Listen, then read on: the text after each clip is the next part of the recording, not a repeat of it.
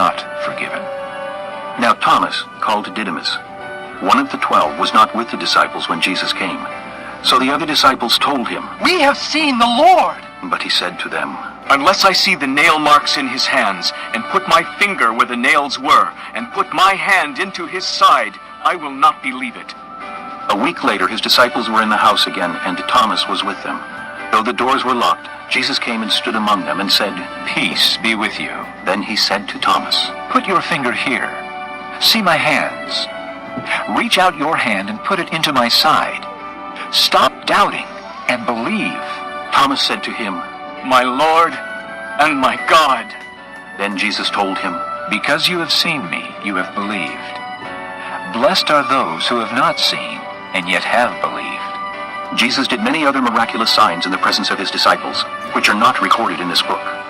But these are written that you may believe that Jesus is the Christ, the Son of God, and that by believing you may have life in his name. This concludes Disc 7.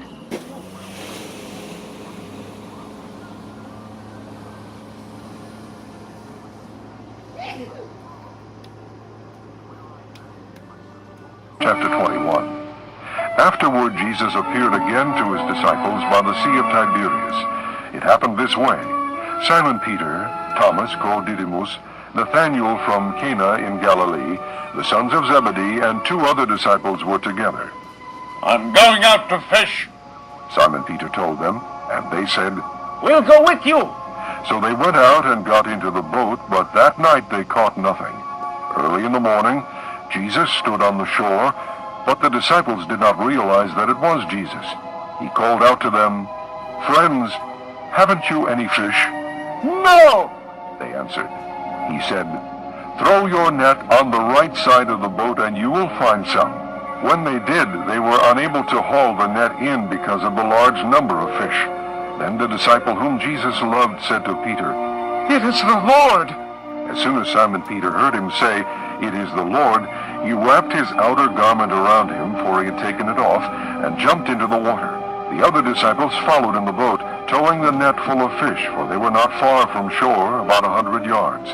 When they landed, they saw a fire of burning coals there with fish on it, and some bread. Jesus said to them, "Bring some of the fish you have just caught." Simon Peter climbed aboard and dragged the net ashore. It was full of large fish, 153, but even with so many, the net was not torn. Jesus said to them, "Come and have breakfast." None of the disciples dared ask him, "Who are you?" They knew it was the Lord. Jesus came, took the bread and gave it to them, and did the same with the fish. This was now the 3rd time Jesus appeared to his disciples after he was raised from the dead. When they had finished eating, Jesus said to Simon Peter, "Simon, son of John, do you truly love me more than these?" "Yes, Lord," he said. "you know that I love you." Jesus said, "Feed my lambs." Again Jesus said, "Simon, son of John, do you truly love me?" He answered, "Yes, Lord, you know that I love you." Jesus said, "Take care of my sheep." The 3rd time he said to him, "Simon, son of John, do you love me?" Peter was hurt because Jesus asked him the 3rd time, "Do you love me?" He said, "Lord, you know all things. You know that I love you." Jesus said, "Feed my sheep. I tell you the truth. When you were younger, you dressed yourself and went where you wanted. But when you are old, you will stretch out your hands, and someone else will dress you and lead you where you do not want to go." Jesus said this to indicate the kind of death by which Peter would glorify God. Then he said to him, "Follow me." Peter turned and saw that the disciple whom Jesus loved was following them. This was the one who had leaned back against Jesus at the supper and had said, "Lord, who is going to betray you?" When Peter saw him, he asked, "Lord, what about him?" Jesus answered, "If I want him to remain alive until I return, what is that to you? You must follow me." Because of this, the rumor spread among the brothers that this disciple would not die. But Jesus did not say that he would not die.